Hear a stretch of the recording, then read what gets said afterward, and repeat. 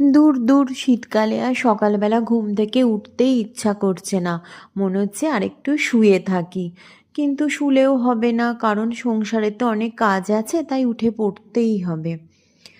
এই যে বাবা কত অগোছালো হয়ে জিনিস পড়ে আছে, আবার দেখছি বাজারের ব্যাগ চলে এসেছে।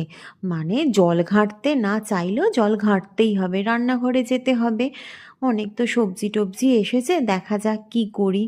ভালো না লাগলেও কিন্তু করতে তো হবে, কি আর করব বলো। বিরক্ত। শানিশ এখন পড়তে বসেছে। Body produces many substances of which the others are useless, not required by the body. If retained in the body, the useless wanted. আজকে আমাদের ডিনারে করেছি সরু চাকলি। সরু চাকলি আমাদের বাড়িতে খেতে সবাই খুবই ভালোবাসে, যদিও বা আমি কিন্তু একেবারেই ভালোবাসি না। তো যাই হোক, সরু চাকলির সাথে করেছি বাঁধাকপির তরকারি। বাঁধাকপির তরকারি ছাড়া এরা সরু চাকলি ভাবতেই পারে না। তো তার সাথে আর একটা জিনিস আছে, এই যে ঝোলা খেজুর গুড়।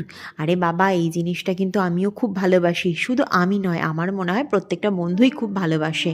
আর আমি একটু এখানে দুধও রেখেছি, কারণ অনেক সময় এরা দুধ দিয়ে সরু চাকলি খেতেও খুবই পছন্দ করে।